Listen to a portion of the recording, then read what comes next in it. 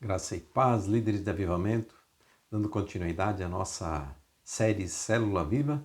Hoje é a 31ª lição e vamos falar aprendendo com os erros dos outros, baseado em 1 Coríntios capítulo 10, versículos 1 a 12, que mostra ali uma parte da história de Israel e que ela serve como uma advertência para quem quer seguir Jesus. Não basta ser abençoado, é preciso ser fiel. As tuas bênçãos não significam que você seja fiel, mas a tua fidelidade significa preparação para ser abençoado.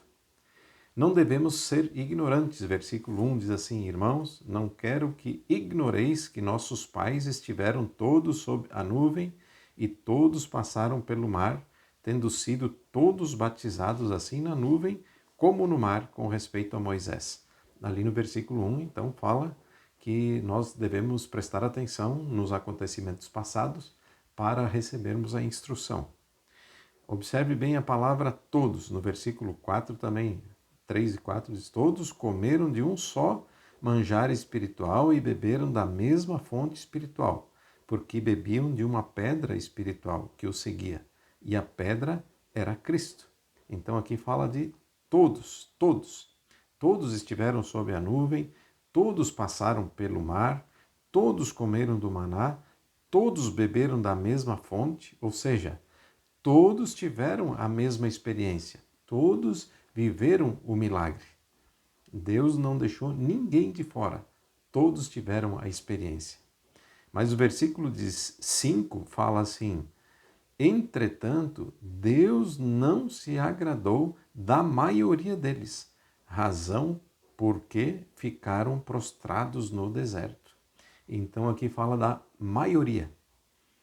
Todos os que experimentaram o milagre se transformaram na maioria dos quais Deus não se agradou. O que aconteceu com a maioria? Deus não se agradou deles. O que será que eles fizeram? Versículo 6. Ora, estas coisas se tornaram exemplos para nós, a fim de que não cobicemos as coisas más como eles cobiçaram. Então, eles cobiçaram as coisas más. Alguns cometeram um pecado, outros cometeram outros pecados. A fraqueza de um pode não ser a fraqueza do outro. Que coisas más foram essas que eles cobiçaram? Versículo 7, primeiro, né? 7, 8, 9, 10. Não vos façais, pois, idólatras como alguns deles. Então, alguns deles foram idólatras, porquanto está escrito: o povo assentou-se para comer e beber e levantou-se para divertir-se. Então, eles desfrutaram da bênção e logo depois de desfrutar da bênção, eles se esqueceram do Deus que os abençoou. Partiram para a idolatria. O que é a idolatria? A idolatria é quando você coloca algo ou alguém no lugar que pertence a Deus. Jesus, por exemplo, falou assim: não podeis servir a dois senhores, ou a Deus ou às riquezas, ou a Deus ou a Mamon. Então você precisa escolher. Idolatria não é só o que a Igreja Católica propaga. Levar a capelinha para lá e para cá, rezar para santos, se ajoelhar perante estátua, beijar o Cristo morto. Isso é idolatria, mas não é só isso. Muita gente carrega trevo de 4 folhas, joga na loteria e para isso faz promessas, enfim. Idolatria, que são pessoas que buscam nos ídolos e não depositam sua confiança em Deus. Segundo o pecado, a imoralidade. Não pratiquemos imoralidade como alguns deles o fizeram e caíram no só dia 23 mil. O que é imoralidade? Imoralidade significa dar vazão aos desejos sexuais, como, por exemplo, fornicação, adultério, relações sexuais com pessoas de mesmo sexo, número 25, 1 e 2, defraudação. Queria falar só um pouquinho sobre isso. Defraudação é quando você provoca numa pessoa um desejo que não pode ser satisfeito legitimamente. Então, roupas, perfumes, provocantes, palavras sedutoras que são fora de propósito, são pecado. Hoje em dia, essa área é muito enfatizada, porque com o objetivo de destruir a família, o inferno, né, travou uma guerra forte e investe pesado na área da pornografia, da vestimenta, né, vestimentas provocantes, filmes, enfim. Então há um investimento muito forte, porque quando a gente percebe que o maligno investe pesado, é porque ele está tentando derrubar algo que Deus valoriza muito. A família, a fidelidade, o amor, o vínculo, o compromisso, a aliança, né?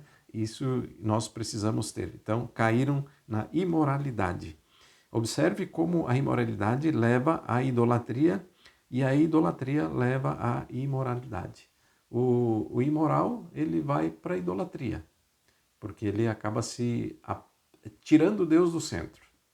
E o idólatra, ele vai para a imoralidade. Por quê? Porque como ele não tem Deus no centro, ele não se importa com os valores do céu. Tentaram ao Senhor, versículo 9. Não ponhamos o Senhor à prova, como alguns deles já fizeram e pereceram pelas mordeduras das serpentes. Né? Lá em Números 21, 4 a 6, que significa duvidar ou se enjoar das coisas de Deus. Murmuração, versículo 10. Não, nem murmureis, como alguns deles murmuraram e foram destruídos pelo exterminador. Murmuração significa uma atitude de incredulidade e ingratidão diante das promessas e dádivas de Deus. Números 14, 36 e 37 vai falar da volta dos espias e eles infamaram a terra, eles tentaram levar o povo à incredulidade. Só 2 deles permaneceram, dos 12 espias, 2 permaneceram fiéis à promessa, viram o que tinha na terra, viram as bênçãos e viram as grandes dificuldades para ser conquistadas, mas voltaram falando que Deus tinha dado, porque eles estavam renovando a promessa que Deus tinha dado a eles. Não murmuraram, mas agradeceram e continuaram confiantes no Senhor. O que aconteceu com eles serve para nós. Versículo 11. Estas coisas lhes sobrevieram como exemplos e foram escritas para a advertência nossa, de nós outros, que sobre quem os fins dos tempos têm chegado. A história passada